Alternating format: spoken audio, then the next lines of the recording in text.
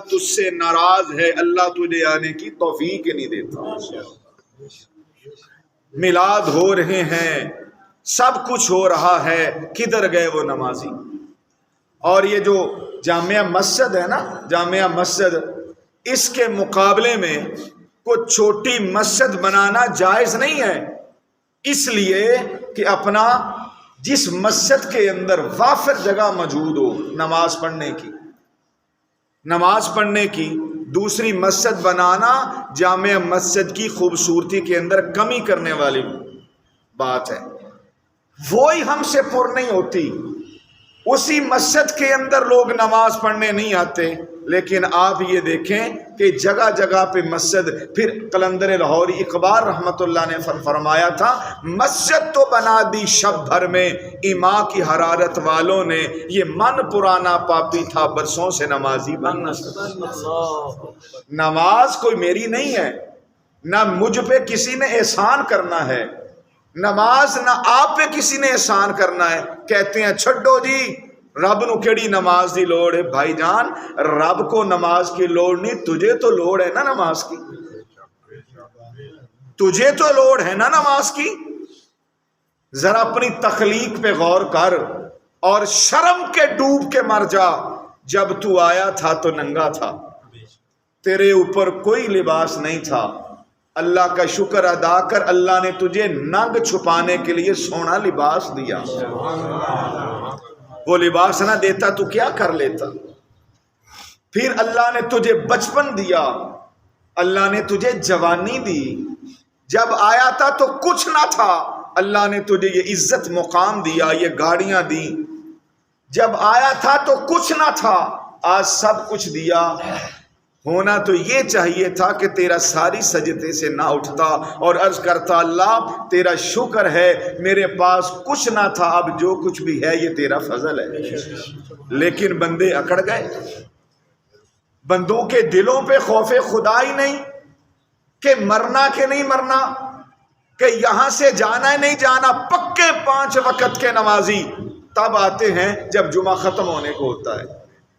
تو اس سے بڑی اور زیادتی کیا ہو سکتی ہے کہ مسجد میں آنے سے کتوں کی لڑائی ہو، بس رہا کتوں کی لڑائی ہو، مین لائن کے اندر ہمارے پنڈ کے چودھری حضرات ہوتے ہیں، کبوتروں کی بازیاں ہوں تو بڑے بڑے نام کبوتروں کی بازیاں اڑانے میں نظر آتے ہیں۔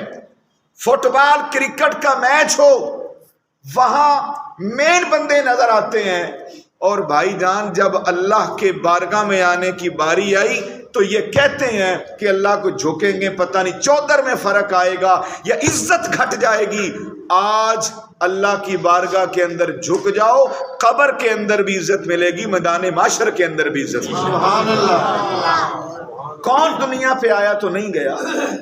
کتنا جھیلو گے، کتنا رب کو اکڑ لو گے، کتنی نافرمانیاں کر لو گے۔ 1150 سال حضرت نوح علیہ السلام کی تو عمر ہوئی تھی، وہ کدھر گئے؟ کوئی دل میں باتیں رکھیں۔ 1000 سے زیادہ حضرت آدم علیہ نبی علیہ السلام کی عمر ہوئی، وہ کدھر گئے؟ حضرت نوح علیہ السلام کا آخری وقت آیا، توجہ سے سنیں، آخری وقت ہے نوح علیہ السلام کا، 950 سال عمر ہوئی۔ میں کہتا ہوں جتنا ہماری مسجد میں نہانے آتے ہیں نا، یا لوگ دور دور سے پیشاب کرنے آتے ہیں، اگر یہی لوگ نماز اور جمعہ پہ آ جائیں تو ان سے ہی مسجد بھر جائے۔ یہ جو نہانے آتے ہیں، آئے نہائے، اپنا وقت پورا گیا کیا اور نکل گئے، نہ خوف خدا نہ شرم رسول، یہ بھی نہیں وہ بھی نہیں۔ جماعت ہو رہی ہوتی ہے، پیشاب کیا نکل، ڈوب کے نہیں مرتے۔ یہ کہ ہم کتنے بدبخت ہیں، ادھر نماز ہو رہی ہے تو ہم اللہ کے سجدے کو چھوڑ کے دفع ہو رہے ہیں۔ دفع ہو تو ہوتا ہے تو ہو جا، اس لیے اللہ تجھے اپنے مقدس گھر میں آنے کی توفیق نہیں دیتا۔ کتنے کج کلا لوگ تھے جو مٹیوں میں مل گئے، کتنے اپنے آپ کو میں کہلوانے والے آج قبروں کے نشان نظر نہیں آتے۔ اور بھائی جان، یہ اللہ کی بارگاہ وہ بارگاہ ہے جس کی کسی سے نہیں بنتی، یہ واحد بارگاہ اللہ سارے بگڑے کام بنا دے۔ ایسی باتیں کون سنتا ہے؟ لیکن کوئی سنے نہ سنے، ہم تو قرآن حدیث کا ہوکا دیں گے۔ اب سنیے گا بات، میں شروع کروں۔ سورۃ المریم کے اندر اللہ نے فرمایا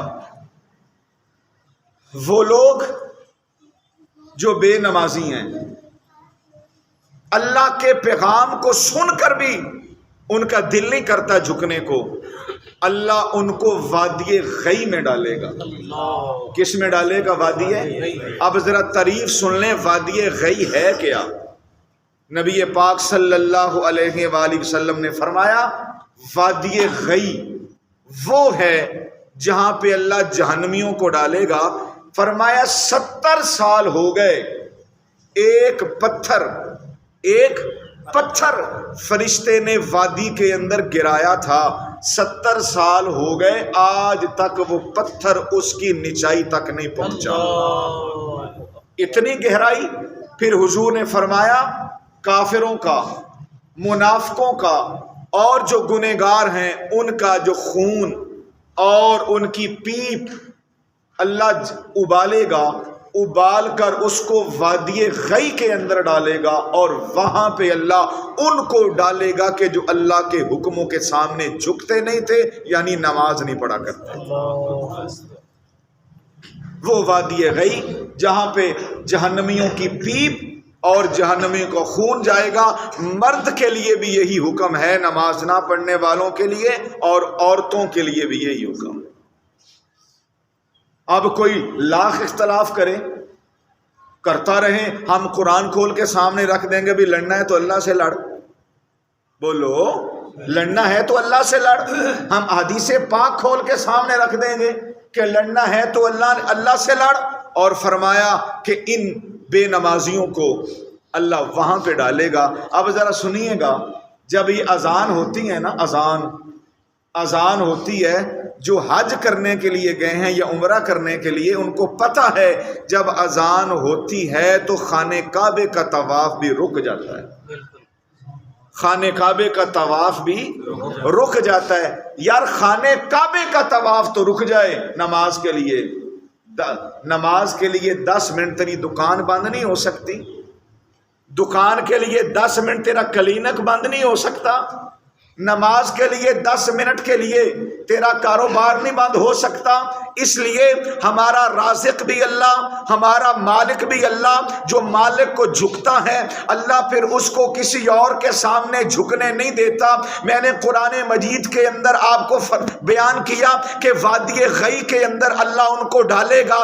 وادی غی ہے کیا؟ جہاں پہ جہنمیوں کا خون جائے گا، جہنمیوں کا پیپ جائے گا، پھر اس کو جہنم کی آگ کے اوپر تپایا جائے گا، پھر پتہ چلے گا اللہ کے سامنے جھکنے کی اہمیت کیا تھی۔ میرا نبی منبر کے اوپر آیا، ہم نے تو نبی کے رونے کو بھلا دیا۔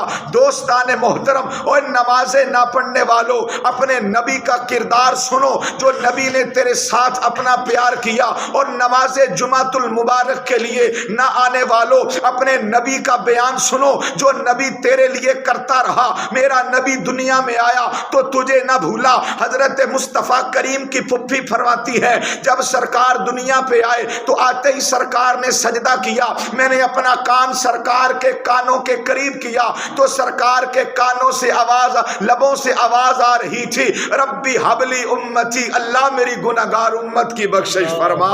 تو فرماتے ہیں جب سرکار معراج پہ گئے تو معراج پہ جاتے ہوئے بھی سرکار نے اپنے گناہگار امت کو یاد رکھا۔ دوستان محترم، اسی نبی نے اپنا منبر پہ آ کے فرمایا تھا بے سن لینا، تم مجھے کوئی نفع نہیں دے سکتے، میں تم سے کچھ نہیں مانگتا، میں نے تمہارے لیے غاروں کے اندر دعائیں کی، میں کوئی اجر نہیں مانگتا، میں تمہارے اندر بازاروں کے اندر دعائیں کی، میں تم سے کوئی اجر نہیں مانگتا، میں راتوں کو جاگ جاگ کر میرا اللہ مجھے تسلیاں دیتا، یا ایھا المزمل قم اللیل الا قلیلا، اے میرے محبوب آرام بھی کر لیا کر، لیکن میں نے ساری رات جاگ کر تمہاری بخشش کے لیے دعا کی، میں نے تم سے کوئی اجر نہیں مانگا۔ کبھی جنت البقیع کے قبرستان کے اندر تیرا نبی ساری ساری رات رو رو کے اپنی داڑھی کو آنسوؤں سے بھر لیتا، پھر بھی تیرے لیے دعائیں کرتا۔ تیرے نبی نے تجھ سے کوئی اجر نہیں مانگا۔ کبھی بدر کے اندر، کبھی احد کے اندر تیرے نبی کو ظالموں نے پتھر مارے، صحابہ نے عرض کیا اللہ اے محبوب ان کے لیے بد دعا کریں، یہ تباہ و برباد ہو جائیں، ان کا ملیا میٹ ہو جائے، پھر بھی نبی نے بد دعا نہیں کی، پھر بھی مصطفیٰ جان رحمت نے دعائیں دی۔ کبھی تیرے لیے غاروں میں دعائیں، کبھی تیرے لیے بازاروں میں دعائیں، کبھی تیرے لیے جو ہے مصلی کے اوپر۔ اور آئے میں تجھے بتاؤں حضرت محمد مصطفیٰ کا جب وصال پر کمال ہوا، حضرت عبدالحق محدث دہلوی فرماتے ہیں اور نماز نہ پڑھنے والوں دیکھنا نبی نے تیرے لیے دعا کتنی کی، جمعے پہ نہ آنے والوں دیکھنا نبی نے تجھے کہاں پہ یاد رکھا۔ میرے نبی کا وصال ہوا، میرے نبی کی وصیت تھی کہ مجھے غسل علی دے، علی فرماتے ہیں سرکار کا وصال ہوا، میرے مصطفیٰ کریم کا جسم مقدس پڑا ہوا تھا، میں نے صحابہ کو ساتھ لیا، حضرت قسم کو ساتھ لیا، فضل ابن عباس کو ساتھ لیا۔ علی فرماتے ہیں میں خود گیا، میں نے مصطفیٰ جان رحمت پہ لاکھوں سلام، حضور کو جب میں نے غسل دے دیا، کملی والے کو جب میں نے کفن پہنا دیا، فرماتے ہیں میرے دل کے اندر خیال آیا کہ چہرہ والضحیٰ ایک دفعہ پھر دیکھ لیا جائے۔ فرماتے ہیں جب سرکار کے چہرے سے میں نے کفن پیچھے کیا، میرے نبی کے لب ہل رہے تھے، میں نے اپنے کان محمد کے لبوں کے قریب کیے، آواز آ رہی تھی اللہ میری گناہگار امت کی بخشش فرما، اللہ میری گناہگار امت کی بخشش فرما۔ دوستو میرا نبی تیرے لیے اتنا دعائیں مانگتا رہا، لیکن تجھے کیا ہوا؟ اسی نبی نے منبر پہ آ کے کہا تھا اے میرے امتیوں میں نے اتنا کچھ تمہارے لیے کیا، میں تم سے کچھ نہیں مانگتا، صرف ایک چیز مانگتا ہوں، اے مصطفیٰ جان رحمت پہ لاکھوں سلام، اے سید الکونین بتائیں آپ کیا مانگتے ہیں؟ میرے نبی نے آنکھوں کے اوپر ہاتھ رکھا، فرمایا ابو بکر عمر عثمان و علی سن لو، اے طلحہ زبیر سن لو، میرے بعد لوگوں کو بتا دینا یا رسول اللہ کیا بیان کرنا چاہتے ہیں، صحابہ بتا دینا 244 تک بھی میری خبر پہنچ جائے۔ وہ کیا خبر ہے؟ تیرے نبی نے آنکھوں پہ ہاتھ رکھا، صرف ایک چیز مانگی، فرمایا میں نے مارے کھائیں تجھ سے کوئی مطالبہ نہیں کرتا، صرف ایک مانگتا ہوں قرۃ عینی بالصلاۃ، کہ نماز پڑھتے رہنا، اپنے نبی کی آنکھوں کی ٹھنڈک پہنچاتے رہنا، نماز پڑھتے رہنا، اپنے نبی کے آنکھوں کو ٹھنڈک پہنچاتے رہنا۔ نماز 244 میں پڑھو گے اور تمہارے نبی کی آنکھیں گنبد خضرا کے اندر ٹھنڈی ہوں گی۔ نماز فیصل آباد پڑھو گے تمہارے نبی کی آنکھیں گنبد خضرا میں ٹھنڈی ہوں گی۔ نماز لاہور میں پڑھو گے تمہاری نبی کی آنکھیں گنبد خضرا میں ٹھنڈی ہوگی۔ نماز کراچی میں پڑھو گے تمہارے نبی کی آنکھیں گنبد خضرا میں ٹھنڈی ہوں گی۔ میری اسلامی مائیں نمازیں اپنے گھر میں پڑھیں گی، تمہارے نبی کی آنکھیں گنبد خضرا کے اندر ٹھنڈی ہوں گی۔ نبی نے کچھ نہ مانگا، میرے جوانوں نبی نے صرف نماز مانگی۔ آج مسلمان کتنا غافل ہے کہ نام نبی کا لیتا ہے، نبی کی آنکھوں کو دکھاتا ہے۔ یہ نوجوان کتنا غافل ہے، کلمہ رسول کا پڑھتا ہے اور نبی کے آنکھوں کو روزانہ 5 دفعہ کتنی تکلیف دیتا ہے۔ اسی میرے نبی نے فرمایا تھا سن لو نماز جو ہے یہ دنیا و آخرت کی کامیابی ہے، فرمایا سن لو نماز مومنوں کی معراج ہے،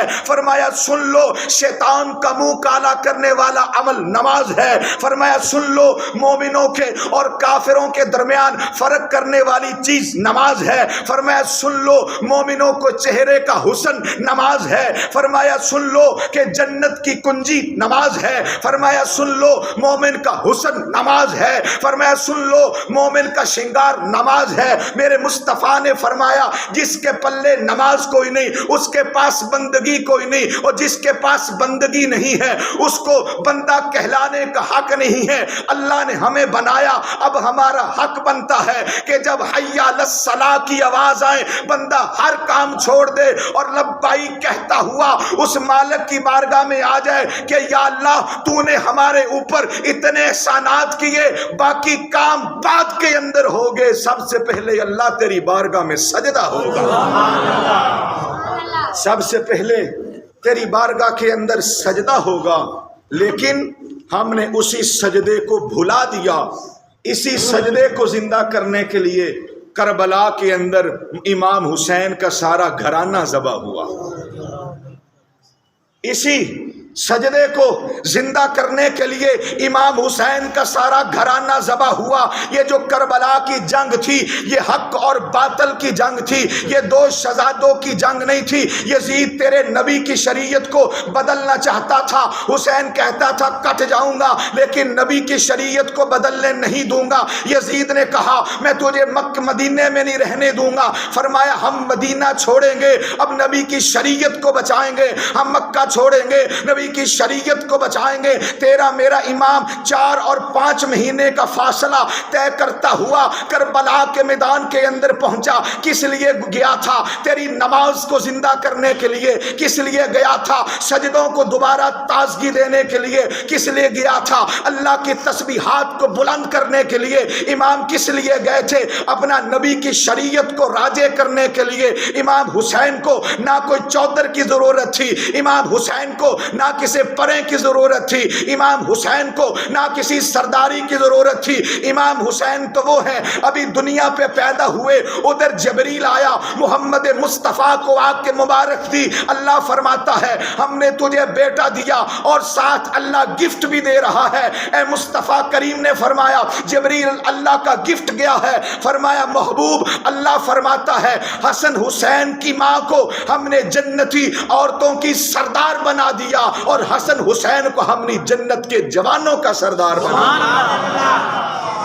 یہ پیدا ہوئے, ان کو جنت کی سرداری مل گئی. یہ تو وہ تھے کہ جن کے لیے کپڑے بھی آسمانوں سے آتے, یہ تو وہ تھے جن کے لیے کھانے بھی آسمانوں سے آتے. لیکن کربلا کے اندر جب نماز کا وقت آیا, آپ نے سنا ہوگا کوئی رونے رلانے کا نام یہ کربلا نہیں ہے. کربلا ایک فکر کا نام ہے, کربلا ایک سوچ کا نام ہے. کربلا کے اندر امام حسین کرنے گئے تھے, یزیدوں کی فوجیں کھڑی تھی اور جب اللہ اکبر کی ندا آئی, ہم نے اپنا پڑھا کتابوں کے اندر, اس وقت امام حسین سرکار کے ڈر سے کوفے کی ساری فوجیں دیواروں سے لگ گئی تھی. گھوڑا جو تھا جدھر علی اکبر کا قاتل ہوتا گھوڑا ادھر بھاگتا, جدھر علی اصغر کا قاتل ہوتا گھوڑا ادھر بھاگتا. لیکن جب نماز کا ٹائم ہوا, اللہ اکبر کی صدا آئی, پوری گرفت کے اندر تھے یزیدیت والے. لیکن امام حسین نے چلتے ہوئے گھوڑے کی لگاموں کو چھوڑ دیا. مرتجز نے منہ اوپر کر کے کہا اے حسین اب کس بات کا انتظار ہے؟ فرمایا باقی کام بعد میں ہوں گے, رب کا سجدہ پہلے ہوگا. آپ بولیں نہ بولیں میں اپنا پیغام تجھ تک پہنچاؤں گا. باقی کام بعد میں ہوں گے, رب کا سجدہ پہلے ہوگا. بھائیو ہم کو علی اکبر کی سینے کے اندر لگنے والا برچھا تو یاد رہا, ہمیں علی اصغر کے حلق کے اندر لگنے والا وہ 20 کلو والا تیر تو یاد رہا. میرے جوانوں, میرے نوجوانوں, میرے بزرگوں, اب تک گھروں سے نہ نکلنے والے میرے غیور اور باعزت مسلمانوں, امام حسین کا جسم کے اوپر تجھے ضرب لگنا تو یاد رہا. امام حسین کا تجھے کربلا جانا تو یاد رہا. امام حسین کے 84 جسم لگنا تو تجھے یاد رہا. غازی عباس کے بازوؤں کا قلم ہونا تو تجھے یاد رہا. بڑے افسوس سے کہنا پڑتا ہے تجھے سب کچھ یاد ہے, تجھے یہ یاد نہیں کہ کربلا کے اندر امام حسین کا سجدہ کتنا معیاری تھا. تجھے یہ معلوم نہیں کربلا کے اندر امام حسین کا سجدہ کتنا بلند تھا.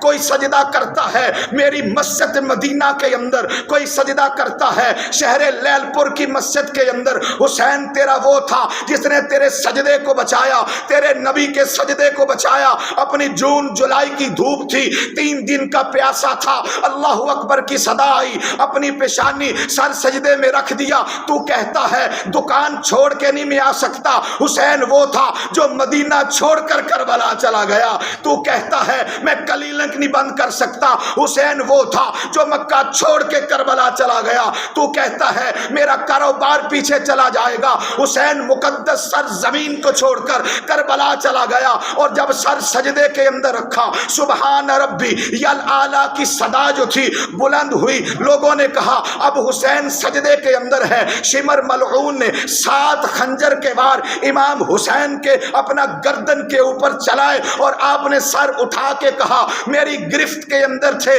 لیکن ہم نے لوگوں کو بتا دیا حسین کا کنبہ جاتا ہے تو چلا جائے، حسین کا غازی جاتا ہے تو چلا جائے، حسین کا اکبر جاتا ہے تو چلا جائے، حسین کا اصغر جاتا ہے تو چلا جائے، حسین کے بھتیجے جاتے ہیں تو چلے جائیں، حسین کے بھانجے جاتے ہیں تو چلے جائیں، حسین جاتا ہے تو چلا جائے۔ حسین اپنا سب کچھ دے کے لوگوں کو بتانا چاہتا ہے سب کچھ لٹا دے گا لیکن مالک کا سجدہ قضا نہیں ہونے دے گا۔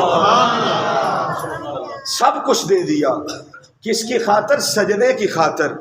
آج ہمارا ٹائم نہیں لگتا، جب مر جاؤ گے پھر یہ نظام کیسے چلے گا؟ جب مر جاؤ گے پھر یہ دکانداریاں اور پھر یہ کاروبار کیسے چلے گا؟ کہاں پہ حدیثوں کو چھپا لیں؟ حضرت شفیق بن قیس رضی اللہ تعالیٰ عنہ حضور کے صحابی ترکھانوں کا کام کرتے، ترکھانوں کا کام کرتے۔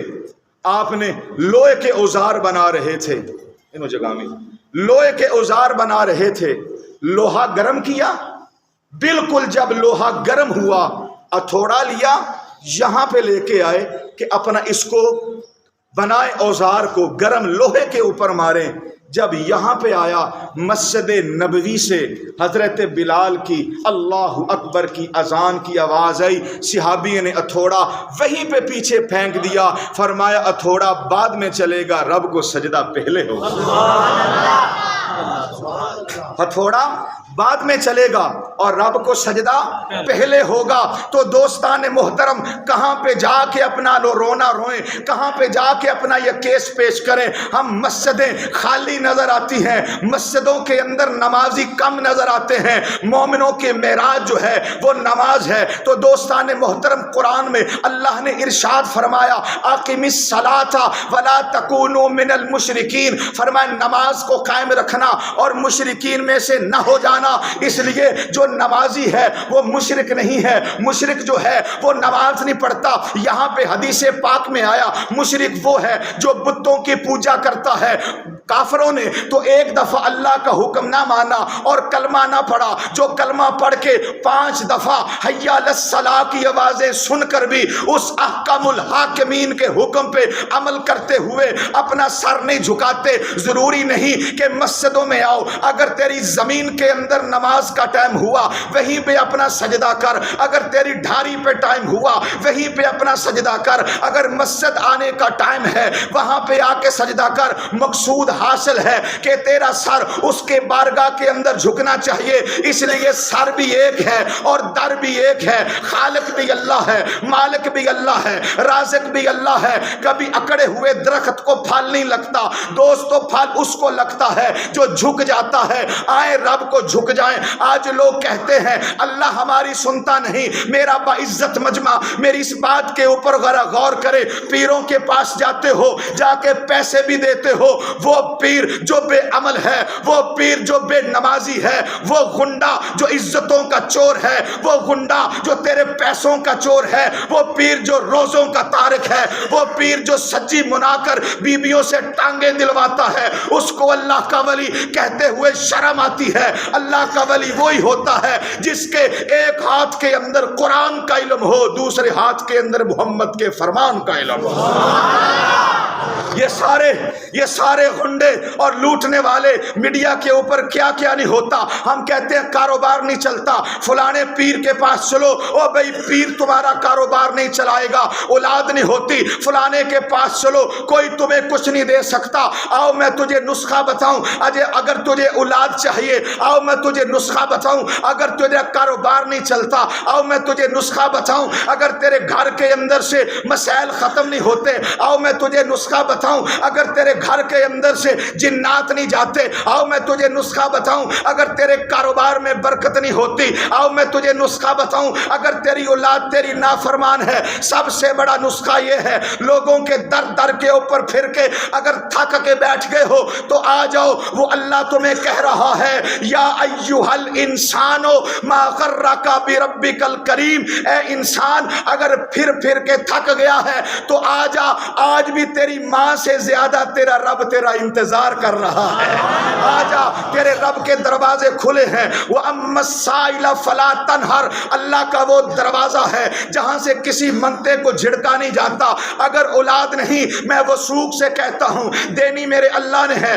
آج سے آپ ارادہ کر لیں, نماز تہجد قضا نہ ہونے دیں, 5 وقت کی نماز پڑھیں, روزانہ 3 آیتیں قرآن کی تلاوت کرنا شروع کر دے. پھر دیکھ لینا میرے اللہ بگڑے کام کیسے بنائے گا. پھر دیکھ لینا قدرت پلٹا کیسے کھائے گی. پھر دیکھ لینا اللہ کی رحمتیں تیرے صحن کے اندر کس طرح برسے گی. پھر دیکھ لینا تیرے الٹ کام بھی اللہ سیدھے کرے گا. بندے وہی کر سکتے ہیں جو اللہ قبول کرے. اللہ کو دینے کے لیے کسی سے مشورہ نہیں لینا پڑتا, اللہ کو عطا کرنے کے لیے کسی سے پوچھنا نہیں پڑتا.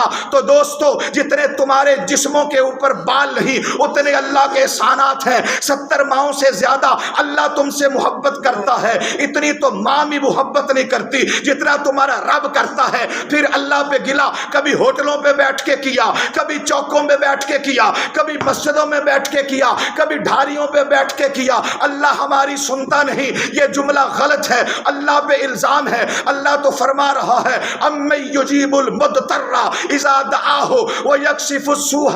اے انسان تو نے اپنے رب کو سنایا ہی کب ہے. اے انسان تیرا رب تو تیرے حلق سے بھی زیادہ قریب ہے. اے انسان تیری رگے جان تجھ سے دور ہے, تیرا رب تو اس سے بھی نیڑے ہے. تو نے اپنی مجبوریاں مخلوق کو سنائی, تو نے اپنی مجبوریاں بندوں کو سنائی. کاش تو نے اپنی مجبوری کبھی رب کو سنائی ہوتی. کاش کبھی تیرا سر اللہ کی بارگاہ میں جھک گیا ہوتا. کاش کبھی تیری زبان سے سبحان ربی یلاعلیٰ کے نغمے نکلے ہوتے. کاش نماز تہجد کے وقت تجھے مصلی سیدھا کرنے کا اللہ توفیق دے دیتا. کاش تجھے نماز فجر کی بہاریں اللہ دے دیتا. کاش تجھے رکوع کا سرور اللہ دے دیتا. کاش تجھے سجدے کے مزے اللہ دے دیتا. کاش نماز تہجد کے وقت میری اسلامی بہنوں کو رو رو کے اللہ توفیق دیتا کہ اللہ سے مانگتی, اولاد مانگتی اللہ اولاد دیتا, عزت مانگتی اللہ عزت دیتا, تن من کی اپنا رونقیں مانگتی